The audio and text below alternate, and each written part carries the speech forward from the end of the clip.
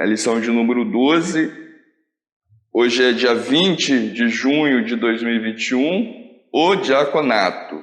Texto áureo, 1 Timóteo, capítulo 3, verso 13. Vamos todos ler juntos. Texto áureo. Porque os que servem bem como diáconos adquirirão para si uma boa posição e muita confiança na fé que há em Cristo Jesus. 1 Timóteo, capítulo 3, versículo 13. A verdade prática diz assim: embora o diaconato seja um ministério específico, a diaconia é uma missão de todo crente. Leitura bíblica em classe, 1 Timóteo, capítulo 3, versículo 8 ao 13. Da mesma sorte, os diáconos sejam honestos, não de língua dobre, não dados a muito vinho, não cobiçosos de torpe ganância, guardando o ministério da fé e uma pura consciência. E também estes sejam primeiro provados, depois sirvam, se forem irrepreensíveis. Da mesma sorte as mulheres sejam honestas, não maldizentes, sábias e fiéis em tudo. Os diáconos sejam maridos de uma mulher e governem bem seus filhos e suas próprias casas. Porque os que servem bem como diáconos adquirirão para si uma boa posição e muita confiança na fé que há em Cristo Jesus. Amém, glória a Deus. Senhor nosso Deus, nosso Pai, te agradecemos, ó Deus, pela leitura da Tua palavra nesta manhã. Venha falar conosco como o Senhor já tem falado, Senhor, diante, ó Deus, desta lição. Abençoe, ó Deus, a cada um de nós, abra o nosso entendimento, dai-nos compreensão, em nome de Jesus. Amém. Glória a Deus. Amém. Irmãos, amém, glória a Deus.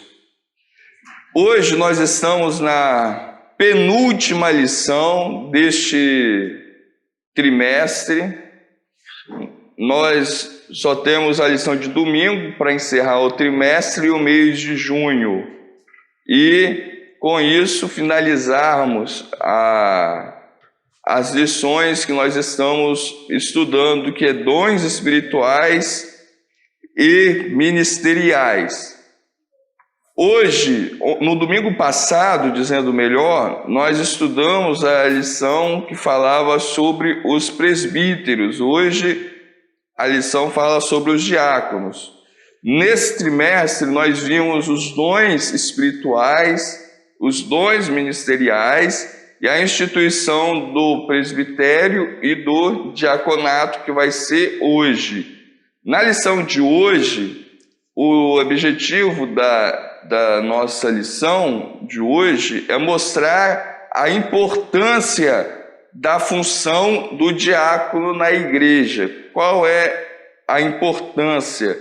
Nós temos três assuntos dentro dessa lição sobre o diaconato. Primeiro é a diaconia de Jesus Cristo, né? A função de diácono exercida por Jesus. Depois, a instituição do diaconato, dos diáconos. E, por fim, qual é o perfil e a função do diácono na igreja.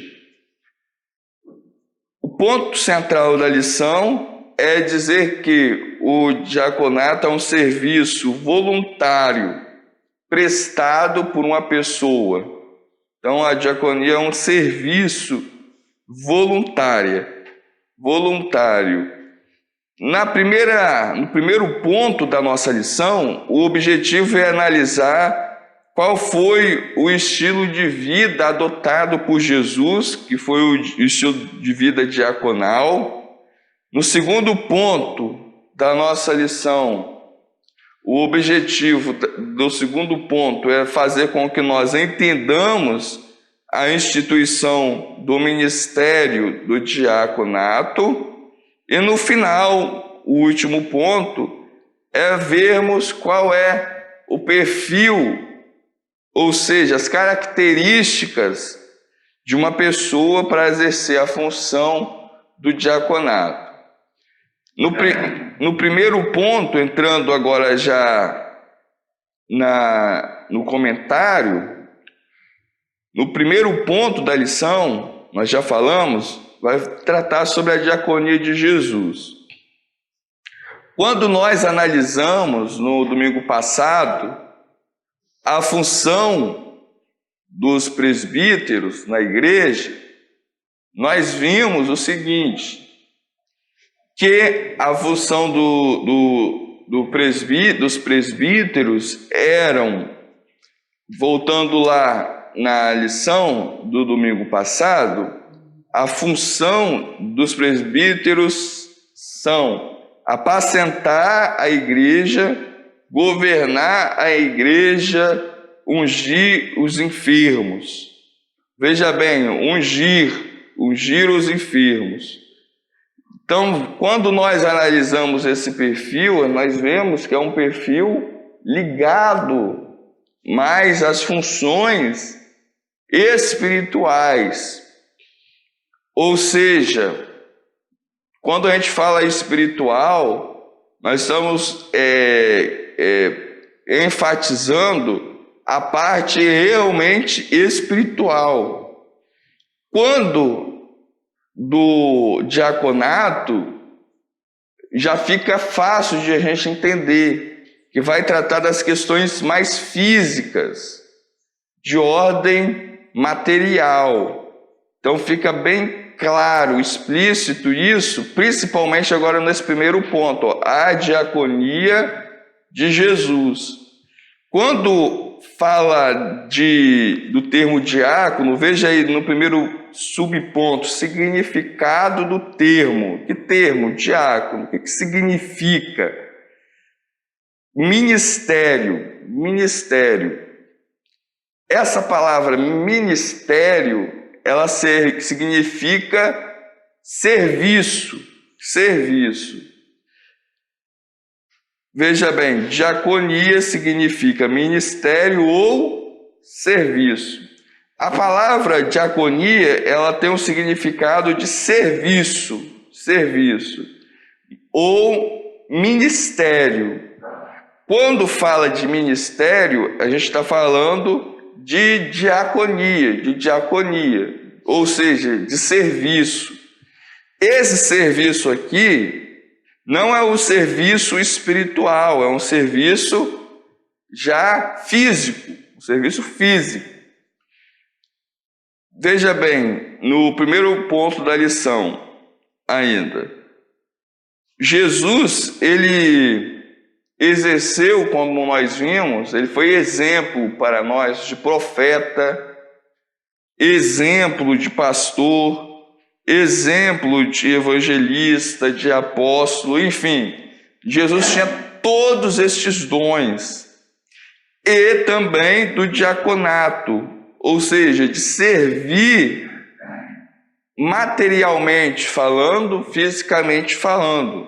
Não é aqui uma questão de serviço, por exemplo, mais espiritual, porque ele também serviu quando ele curava, quando ele ensinava, mas a questão aqui não é o ensino, a questão não é a cura, a questão não é a oração, a questão, quando fala de serviço, é um serviço realmente físico, um serviço prestado a outra pessoa, um serviço físico voluntário, ou seja, que não é remunerado, que não é pago, é um serviço voluntário a uma outra pessoa. E Jesus agora, ele exerce esse serviço ou esse ministério, quando ele se coloca na posição de lavar os pés dos discípulos, como está registrado lá em João, no capítulo 13, versículo 4 e versículo 5. Isso, muito bem. Então, Jesus, ele fez o quê?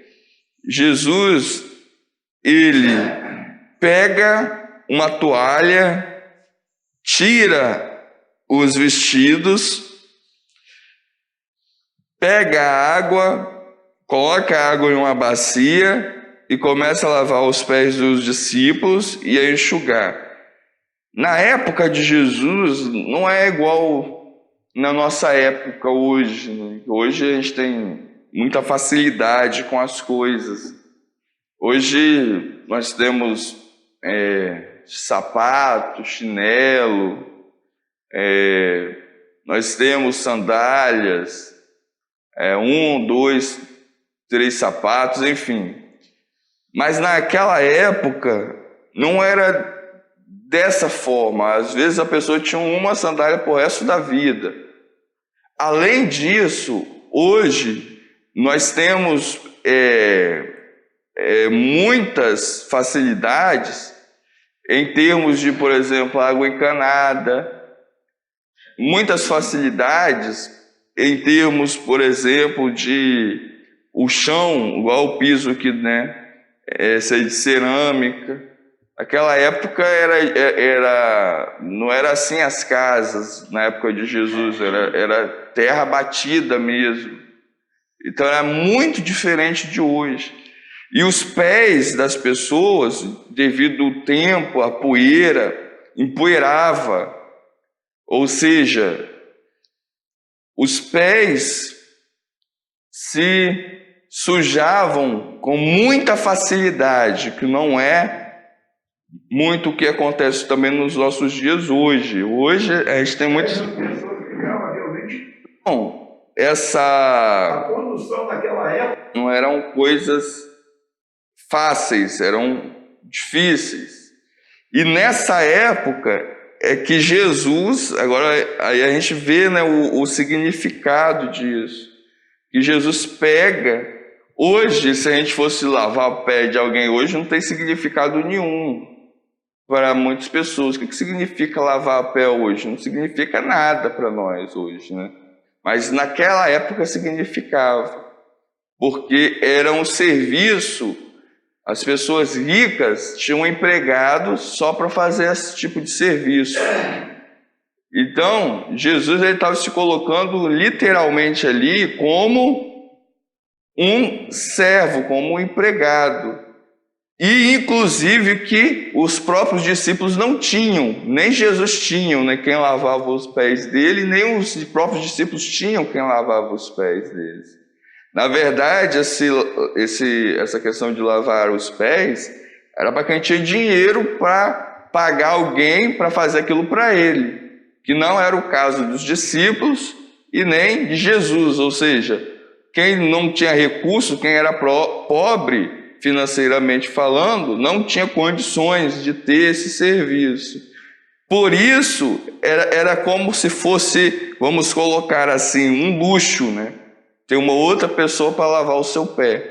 É como fosse algo luxuoso. Como hoje, né, tem gente que tem empregado em casa, que tem babá, que tem empregado, que tem jardineiro, é mais ou menos nessa situação.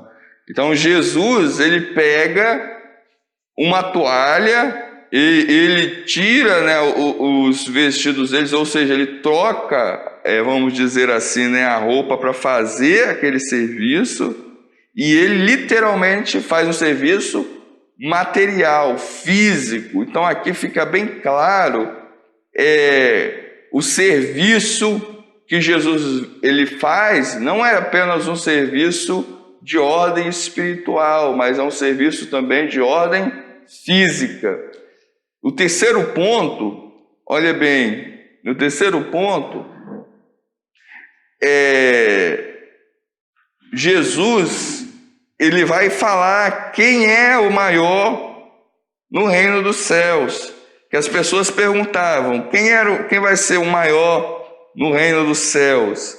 Ou seja, quem vai ter mais poder, né, no reino dos céus? Quem vai ficar do lado de Jesus? Aí lá em Marcos, no capítulo 10, aí os irmãos abram fazendo favor, Marcos capítulo 10, versículo 35 a 37. Esse era o pedido de uns dos discípulos, né? Aí agora a resposta de Jesus. Aí mesmo, irmão, está aí no capítulo 10, agora no versículo 43 a 45, pode continuar. Então veja bem, quando coloca aqui, será vosso serviçal, essa palavra, como nós já vimos, serviço, quando nós vemos a palavra serviço, serviçal, está falando de quê? Está falando da diaconia, ou seja, do ministério diaconal, está falando do ministério. Quando a gente fala ministério, a gente já está falando de serviço, né? De serviço físico, prático. Então Jesus está falando, quem quiser ser grande, vai servir a todos, vai ser diácono de todos, vai ser serviçal de todos. Essa é a regra de Jesus para todos aqueles que querem realmente ser grande no reino dos céus. Ou seja, para ser grande no reino do céu, a lógica é a inversa da lógica humana. Para ser grande diante dos homens, você não vai servir a todos, mas para ser grande diante de Deus, a gente vai ter que servir a todos. E além disso, veja bem, e além disso, quando Jesus fala bem assim, e qualquer que dentre vós quiser ser o primeiro, será servo de todos, isso significa o seguinte, que se a pessoa também, ela vai fazer alguma coisa para ser grande, na verdade ela também está se corrompendo, mas não é esse o sentido que Jesus está querendo colocar. Jesus está querendo colocar o próprio exemplo dele, porque ele era o primeiro. Ou seja, o único Filho de Deus, o primeiro a existir, o primogênito. Aí Jesus ele coloca isso no versículo 45, quando ele diz, porque o Filho do Homem também veio, que era ele mesmo, não para ser servido, mas para servir. Então ele se coloca como exemplo de servo, o exemplo de servo, o exemplo do diácono, então, que servo significa serviço, significa diácono. O exemplo é o próprio Jesus. Jesus, ele se coloca aqui como o próprio exemplo, ele mesmo se coloca como exemplo. Então, agora finalizando esse primeiro ponto, a diaconia de Jesus, baseado agora nesse último versículo principalmente, ele é o exemplo verdadeiro do verdadeiro diácono. Jesus é o exemplo daquele que serviu a todos voluntariamente e deu o exemplo para nós também sermos também esse servo voluntário. Então, em última instância, ou seja, colocando em um sentido geral, no sentido amplo, né, que abrange a todos nós, todos que são servos de Deus, que a palavra servo vem de serviço, então todos aqueles que servem a Deus são o quê? Diácono. Pela própria palavra, né? A palavra servo significa diácono. Então todos, num sentido amplo, são diáconos de Deus, ou seja, servos de Deus, ou seja, ministros de Deus. A palavra ministro significa diácono, significa servo. Todos são servos, todos são ministros de Deus, ou deveriam ser, como Jesus ele colocou aqui, pelo exemplo maior que é ele mesmo. Diante disso, nós vamos passar agora para os irmãos também compartilharem, né, conosco. Eu vou pedir para a irmã Michele falar aqui qual é o significado Do termo diácono, exatamente. São todos, porque nessa época que Jesus lavou o pé, não existia ainda esse cargo, essa função, na verdade, esse cargo, né, de diácono. Não era instituído, Jesus ainda estava aqui. Ainda não existia diácono nesse sentido, não existia presbítero, só existia Jesus e os discípulos, os apóstolos, por enquanto, né? E Jesus, ele dá o exemplo aqui prático, né? Ele coloca, então, de acordo com o que a senhora falou, ele coloca para todos, ou seja, é uma função para todos aqueles que servem a Deus aqui, nesse primeiro momento, amém? Irmão, está aí? É porque nessa época não existia diácono como função, como nós já falamos, né? Jesus, ele se coloca como exemplo para todos nós.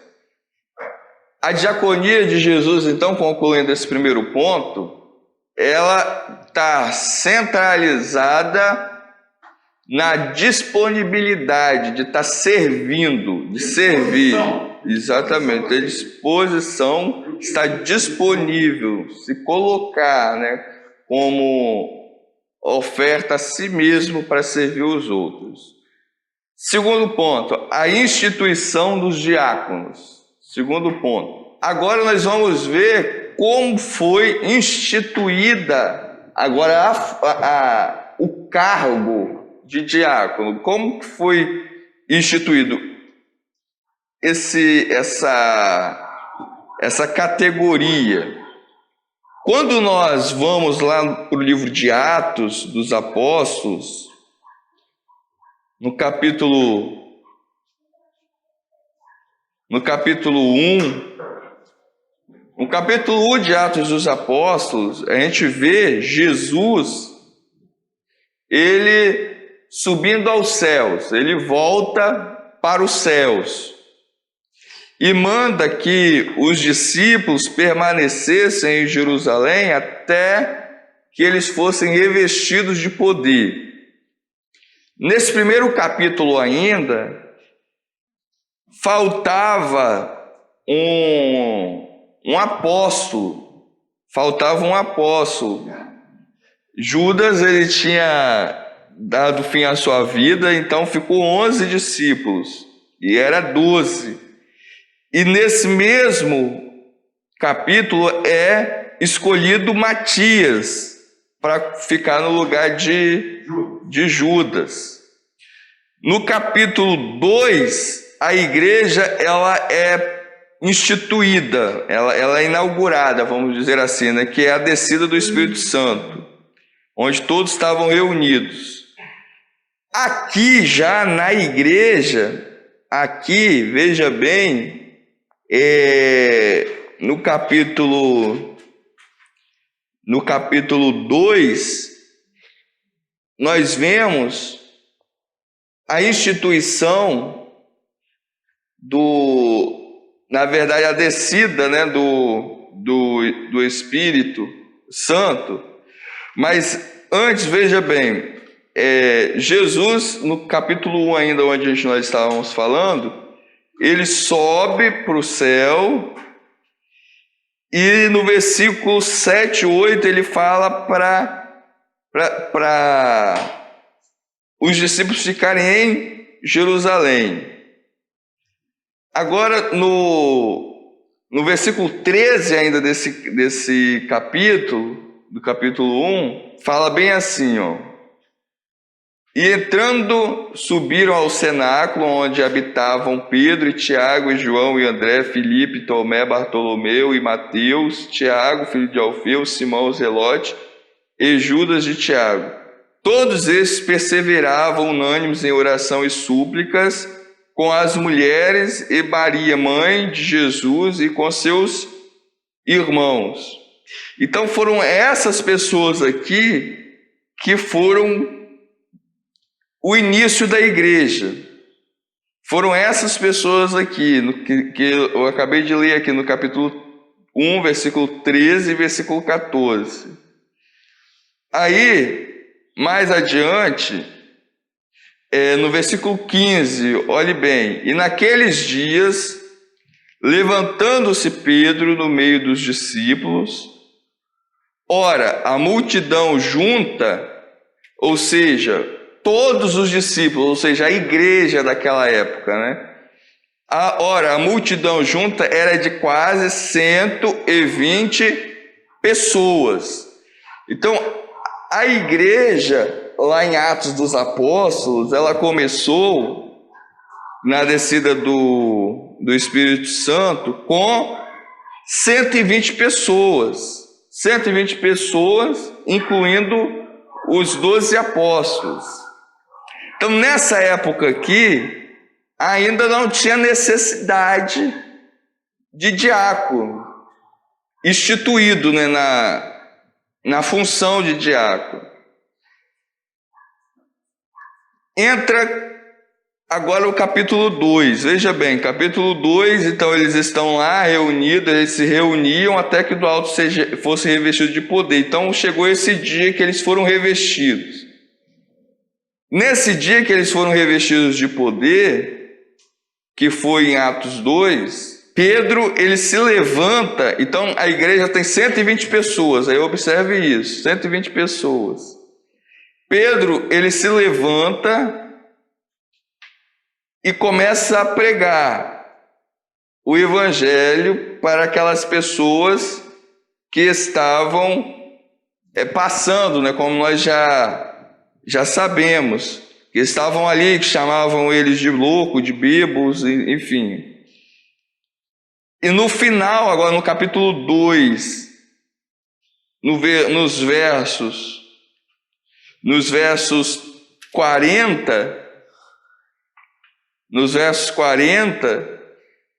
nós vemos no verso 41 o seguinte, de sorte que foram batizados os que de bom grado receberam a sua palavra, ou seja, aqueles que creram, né, na palavra. Que depois que Pedro foi batizado com o Espírito Santo, ele saiu no mesmo dia e começou a pregar. As pessoas, então teve pessoas que não receberam, mas as que receberam a sua palavra naquele dia, agregaram-se, ou seja, juntou a igreja, ou seja, começou a fazer parte da igreja. Quantas pessoas? Quase 3 mil. Então, de 120, em um dia só, juntou 3 mil pessoas, em um só dia. Então, agora eles eram quase 3.120 pessoas que tinham aceitado a Jesus, a fé. Aí a Bíblia, agora no capítulo 3, aí a gente está vendo a ordem aonde vai haver a necessidade do diácono. Então a igreja está com 3.120 pessoas, lá na igreja de Jerusalém. E aí a palavra ela vai sendo pregada e os milagres vão acontecendo, como está escrito no capítulo 3, a gente não vai ler, mas está escrito aí. Aí agora veja bem, no capítulo 4, saindo agora do capítulo 3, indo para o capítulo 4, versículo 4. Capítulo 4, versículo 4, fala assim, Atos, capítulo 4, versículo 4. Muitos, porém, dos que ouviram a palavra, creram, e chegou o número desses homens a quase 5 mil pessoas. Então aqui, nós tínhamos 3.120 mais 5 mil. Agora olha o tanto de gente que já existe nessa igreja. Então a igreja, assim, ela crescia até aqui, não tinha diácono como nós conhecemos. Hoje ainda não existia isso. Então era muita gente que tinha na igreja, mas não tinha essa função. No capítulo 5, agora vamos para o capítulo 5. No capítulo 5, a igreja ela continua a crescer. Veja bem, no capítulo 5, versículo 16, ele fala, ó, e até das cidades circunvizinhas corria muita gente a Jerusalém. Aqui a igreja ainda era em Jerusalém. Iam a Jerusalém para se juntar à igreja. No capítulo 5, versículo 14, fala, e a multidão dos que criam no Senhor, tanto homens quanto mulheres, crescia cada vez mais. Agora, veja bem, tem mais, quase que 10 mil pessoas, porque ia crescendo, ia crescendo, ia crescendo, ia crescendo. De sorte que transportavam enfermos para serem curados. Indo adiante, agora, já no capítulo 6, veja bem, no capítulo 6, continua falando ainda que a igreja está crescendo. Ora, naqueles dias, capítulo 6, versículo 1, ora, irmão, tá aí, lê aí, por favor, Atos capítulo 6, versículo 1. Veja bem, aí só o versículo 1. Então veja bem, a igreja ia crescendo, ou seja, ela crescia cada vez mais. Então provavelmente aí tinha já mais de 10 mil pessoas agregadas à igreja, ou seja, membros da igreja. Existiam muitos discípulos. E naquela época não é igual nos dias de hoje, como nós já estávamos falando. Por exemplo, naquela época, hoje nós temos a aposentadoria. Naquela época não existia questão de aposentadoria, não existia previdência social, que a pessoa pagava e depois se aposentava, não existia auxílio. Por exemplo, se fosse naquela época, tivesse uma pandemia igual a gente tem hoje, não existia auxílio emergencial, não ia existir Bolsa Família, não ia existir nada dessas coisas. E naquela época, a mulher também, ela não podia trabalhar fora. Era o homem, né? O homem da casa que trabalhava para trazer o sustento para casa. Quando o marido morria, a mulher, ela ficava desamparada, porque não existia pensão, igual, por exemplo, hoje o marido falece e a viúva, ela é viúva e o marido trabalhava, pagava INSS, era empregada, ela vai receber o quê? Pensão por morte. Naquela época não existia isso. Ela ficava totalmente desamparada, sem o quê? Sem salário, sem dinheiro, ou seja, à beira de mendigar. É isso que a gente está falando aqui. Exatamente, isso, exatamente. Passando fome, necessidade. Então, diante dessa circunstância, o que acontece? Acontece o que está escrito no versículo 2. Aí pode ler, irmão, tá aí, por favor. Aí, olha que interessante, eles falam que esse negócio era um importante negócio, com certeza era um importante negócio, né? E veja bem, aqui no versículo 3, escolhi, pois irmãos, dentre vós, ou seja, entre vocês, que está entre vocês, 7 varões de boa reputação, cheios do Espírito Santo e de sabedoria, aos quais constituamos sobre este importante negócio. Aí aqui a gente tem uma base bem bíblica, né, e contundente para a gente ver a questão do diaconato. O diaconato surgiu na necessidade, não foi para agradar uma pessoa que estava dentro da igreja e que não tinha função nenhuma. Então não foi isso. Veja bem que se não fosse essa reclamação, não existiria diácono. O diaconato surgiu a partir de uma reclamação. Ou seja, houve uma bênção. Qual era a bênção? A bênção foi o crescimento. A igreja cresceu. A bênção. Teve diaconato? Não, não teve. A igreja está crescendo, não tem ninguém. Agora, há uma necessidade, uma reclamação. Ou seja, há um problema para ser resolvido. Há algumas pessoas que estão sendo mais bem cuidadas do que outras. É a mesma coisa que a gente fala, a exceção de pessoas, né? Estão privilegiando uns para desprivilegiar outros. Então, essa era a reclamação. Ou seja, tinha gente sendo beneficiada enquanto os outros eram desprezados. Essa era a reclamação. Então, com a reclamação, veio a instituição do diaconato. Então, o diaconato, ele é instituído a partir da necessidade extrema. Em uma igreja de 10 mil pessoas, que era a igreja de Jerusalém, foi instituído 7 diáconos para atender 10 mil pessoas. Olha a diferença de hoje. Hoje, por que as coisas hoje em dia está tudo assim? Porque, na verdade, não segue os critérios que deveria ser seguido.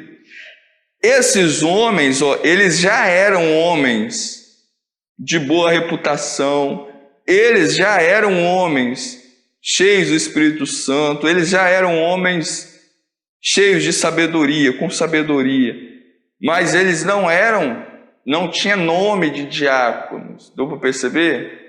Eles já eram, mas eles não tinham nome. Hoje, há muito diácono, muito isso, muito aquilo, para não servir ninguém. Não faz nada. Para não fazer nada. Preguiçosos, malandros. É o contrário. É o contrário.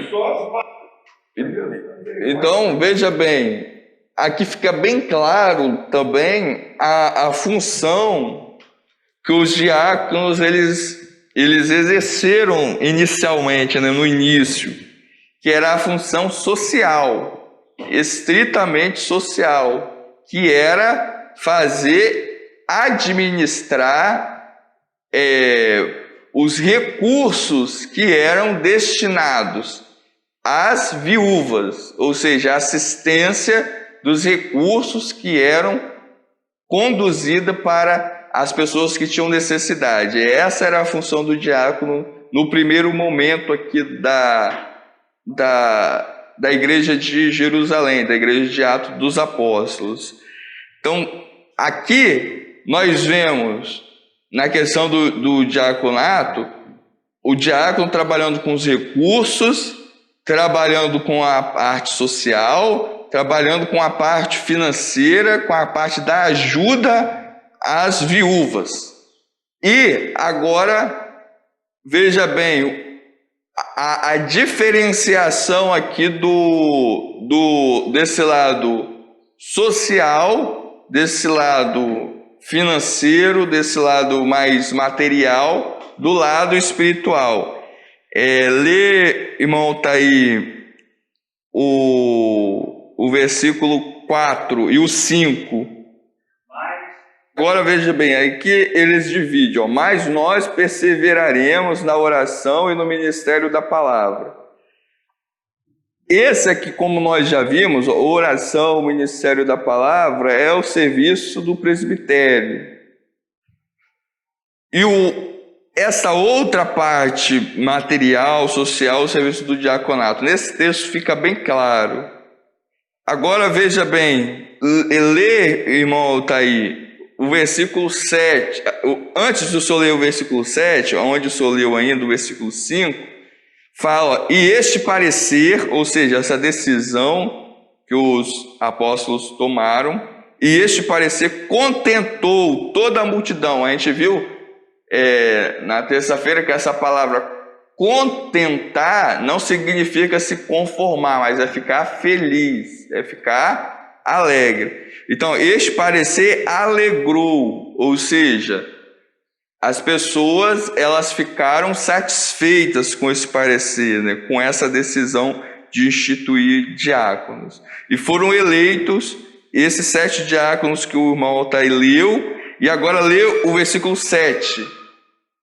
Isso, muito bem. Então, aqui veja bem, e se multiplicavam o número de discípulos. Depois da instituição, que provavelmente tinha em torno de umas 10 mil pessoas, se multiplicou o número. Então, provavelmente a igreja ali tinha quase umas 20 mil pessoas já, com 7 diáconos e 12 apóstolos. Então, aqui, assim, pode falar, irmão, tá aí. Que nós concluímos o segundo ponto, a instituição dos diáconos. O livro do Atos dos Apóstolos, no capítulo 6, descreve a instituição do ministério do diácono. Nós vimos a bênção gerou um problema, que a bênção também gera problema, e o problema foi solucionado por meio da instituição do diaconato. Então aqui, a partir daqui, é que a igreja ela conta com esse oficial, o diácono. E agora a gente vai para o último ponto da lição, último e terceiro ponto da lição, que é o perfil e função do diácono. O perfil e função do diácono. Nós vimos que na igreja de Jerusalém existia provavelmente aproximadamente umas 20 mil pessoas, até depois da instituição do diaconato, com 7 diáconos. Isso significa o seguinte, que conforme a ordem bíblica, a função não só de diácono, né, mas também de presbítero deve vir somente quando for extremamente necessário. Outro critério é o perfil. O perfil. Antes da pessoa ser, ela tem que ter um perfil. E o perfil do diácono, veja bem, a gente viu um perfil aqui no livro de Atos dos Apóstolos, onde o irmão Altair leu, que seria uma pessoa de boa reputação. Então, por exemplo, no caso, igual o pastor Emanuel citou, né, de um homem mulherengo, ele não poderia ser, porque ele não teria boa reputação, então já não servia. Ele tinha que ser cheio do Espírito Santo, ou seja, tinha que ser uma pessoa consagrada, uma pessoa de oração, uma pessoa espiritual, e além disso, tinha que ter sabedoria. Quando a gente compara com o que está escrito lá em 1 Timóteo, capítulo 3, versículo de 8 a 13, que é a leitura bíblica em classe, a gente vai ver quais são as qualificações dos diáconos. Honestos, veja bem, honestos, não de língua dobre, ou seja, língua dobre é duas línguas, né?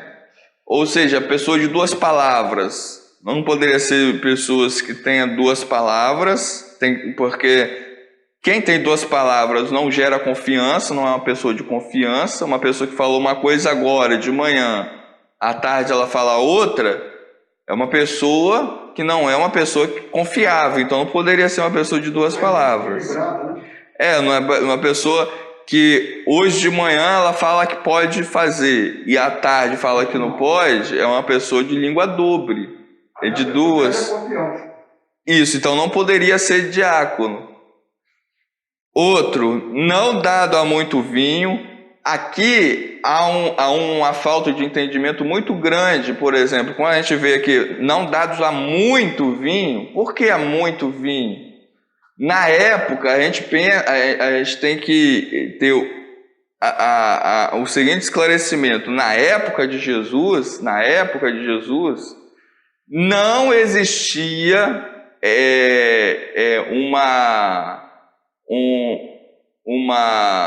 como que a gente diz, uma tecnologia, né, para tirar o álcool do vinho. Não existia, igual a gente tem hoje. Então, o suco de uva, quando ele era colocado lá e deixado para beber, automaticamente ele ia fermentando, exatamente, ia fermentando. Então, naquela época, não era porque a pessoa ela queria beber, porque só tinha aquilo. Então, quando fala que não dá muito vinho, é porque não existia nada que tirasse. Hoje tem a destilação, né, que tira, né, o álcool do vinho, mas naquela época não existia isso. Não tinha essa tecnologia. Por isso que fala aí, não dá muito vinho.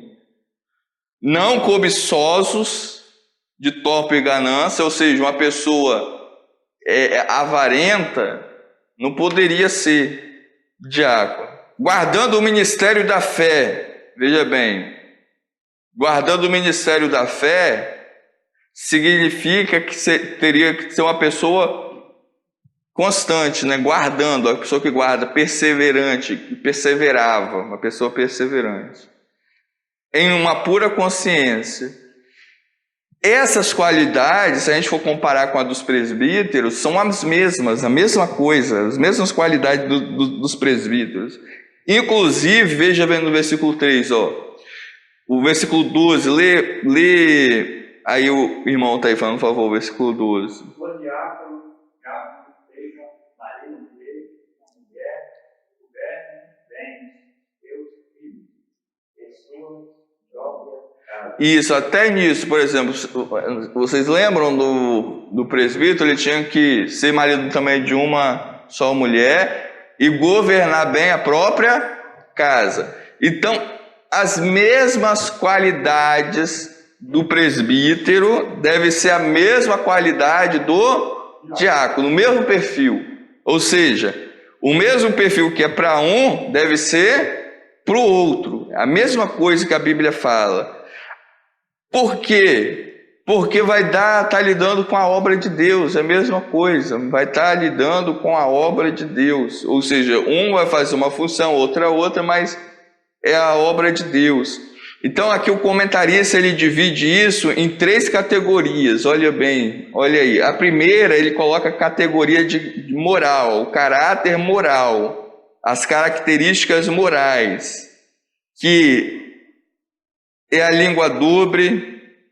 Agora, as características espirituais, que é a característica espiritual que é colocada aqui, que é guardar o ministério da fé, que é ser cheio do Espírito Santo, e a característica familiar, o caráter familiar, que é ser esposo de uma só mulher, que é governar bem a casa. Ou seja, há características morais, espirituais e familiares que o diácono ele deve ter. Ou seja, tem que ser uma pessoa com um perfil de boa reputação. Exatamente. Então, quando nós olhamos as características dos diáconos, o diácono ele poderia ser perfeitamente um presbítero, porque as características dele são as mesmas dos presbíteros, ou seja, não pode ser qualquer pessoa, tem que ter um alto padrão moral, espiritual e familiar, mas a função que vai ser exercida vai ser diferente. Agora a gente viu as qualificações, né? Algumas qualificações. Agora vamos ver a função do diácono. Em Atos dos Apóstolos, nós vimos que a função tinha um caráter social, um caráter humanitário, um caráter financeiro, de ajuda para aquelas viúvas gregas que estavam sendo injustiçadas.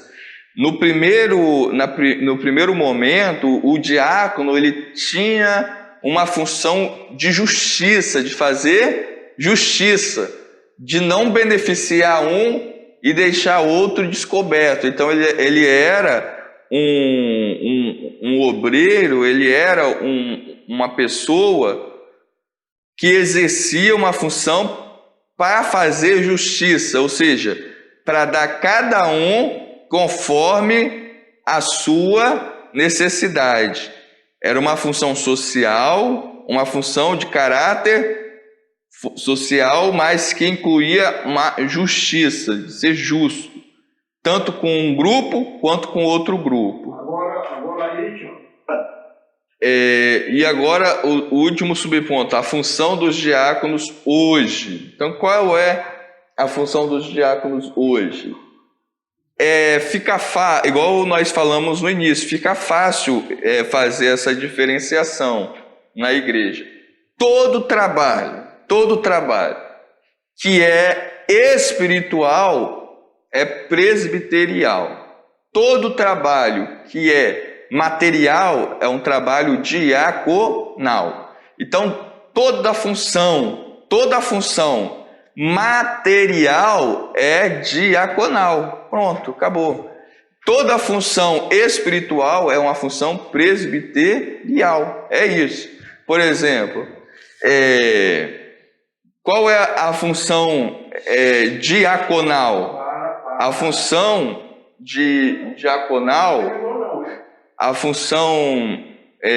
diaconal, ela envolve o trabalho material. Porém, tem a questão, por exemplo, do costume, da tradição também que vem. Por exemplo, o que é a tradição? Tradição é um costume que se adquire e a pessoa, ao longo do tempo, vai perpetuando aquele costume. É um costume. Por exemplo, hoje a função, igual o comentarista ele coloca aqui, a função dos diáconos, aí ele coloca como distribuir a ceia. Eu lembro que tinha essa questão de que somente o diácono poderia distribuir a ceia, diácono consagrado. Quem não fosse diácono consagrado não poderia distribuir a ceia. Mas se a gente for ver lá na Bíblia, isso não é bíblico, não está escrito isso na Bíblia. Isso é uma tradição, porque a pessoa, alguém começou fazendo assim e depois foi se fazendo assim. Mas é uma tradição. Ou seja, não é somente, é um trabalho diaconal? É um trabalho diaconal também.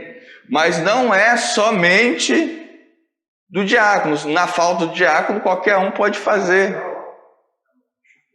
Então, não precisa ser separado, ordenado, consagrado para isso. Deu para entender? Mas é um serviço diaconal também, que é de servir, né? Servir as mesas, é servir. Está falando já, né? Servir. Então é um trabalho diaconal. Aí o comentarista, veja bem, ele coloca a questão da visita aos enfermos, aos necessitados. A parte social está bem clara na Bíblia, né? Que é um trabalho diaconal. Por exemplo, a questão social, a questão, como nós já falamos, de distribuir o pão e o vinho na ceia, ou seja, o trabalho na ceia do Senhor, recolher as ofertas para a manutenção, auxiliar na porta da igreja, por exemplo, o serviço de portaria, é um serviço diaconal, exatamente, é um serviço diaconal. Auxiliar na limpeza da igreja, é um serviço diaconal. Então, tudo isso são serviços diaconal. Todo trabalho material é um serviço diaconal. Mas quando se tem, aí entra aquilo que o pastor Emanuel falou. Quando a igreja ela tem um corpo diaconal, quando ela tem um diaconato constituído, a função principal do diácono é o quê? Obrigatoriamente a fazer aqueles serviços, assim, é a função, já foi separado para fazer isso, para isso. Então não tem assim o que discutir. Mas isso não quer dizer que somente, igual o pastor Emanuel falou, essas pessoas vão fazer, ou só quem é separado vai fazer. Todos nós. Se ele tiver, tem que fazer. Se ele não tiver, todos nós podemos fazer. Porque houve um tempo na igreja, como nós já aprendemos aqui, que não existia a consagração de diácono. Todo mundo estava incumbido. Só que, como a igreja cresceu, precisou organizar. A igreja vai ficar mais organizada, então instituiu os diáconos. Os diáconos, os presbíteros servem para quê? Para a igreja ela caminhar de uma forma organizada. É para isso, é para trabalhar de uma forma organizada. Mas todos nós somos diáconos. Por exemplo, igual o trabalho que o irmão Altair faz aqui de contar o dinheiro. É o quê? É um trabalho diaconal. A tesouraria é um trabalho diaconal. A gente, querendo ou não, quem trabalha com dinheiro é um diácono, porque é uma função material. Toda função material é um diácono, porque trabalha com a questão material. Deu para entender, né? Então, toda a questão material da igreja é trabalho diaconal, é um serviço diaconal. A pessoa sendo consagrada ou não sendo consagrada. Amém? Então, assim, é bem claro. Para que serve a consagração, então? É para organizar, é para dizer claramente, ó, essas pessoas aqui são responsáveis legais, exatamente, para fazer esse trabalho. Então, fica organizado. Aí a igreja fica organizada. Só que, hoje, continuando ainda aqui, para a gente entender, os apóstolos, quando eles foram chamar, né, eleger os diáconos, eles falaram: escolha dentre vocês. É aquilo que o pastor Emanuel falou agora, ó, eu conheço a Carmen. Então é isso que tem que ter, ó. Quem vai exercer a função de diácono, a função de presbítero na igreja, a igreja tem que conhecer. Muito problema se dá quando uma pessoa de fora, ela vem como diácono de fora.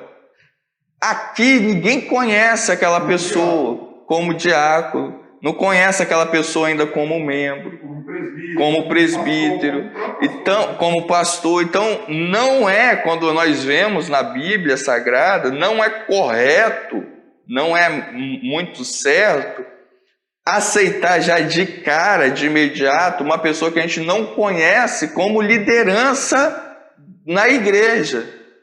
É estranho, porque a liderança ela tem que nascer da própria igreja e não vir de fora uma pessoa que ninguém conhece aqui dentro e já entrar como uma liderança. Então essas coisas, elas nas igrejas, elas foram acontecendo e por isso que veio essas rebeliões. Quem vem de fora não tem como saber.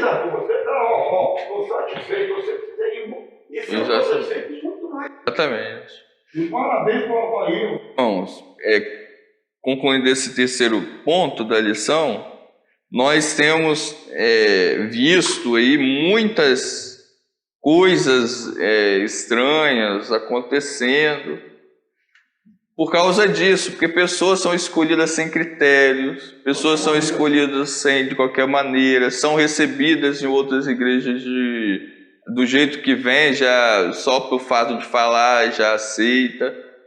essas coisas não aconteciam, a gente não vê acontecendo na igreja do Novo Testamento, não existia, não acontecia essas coisas. Então a gente tem que se basear na igreja primitiva, na igreja do Novo Testamento. Quando nós se baseamos ali, nós vamos ter resultados efetivos e vamos ir em frente.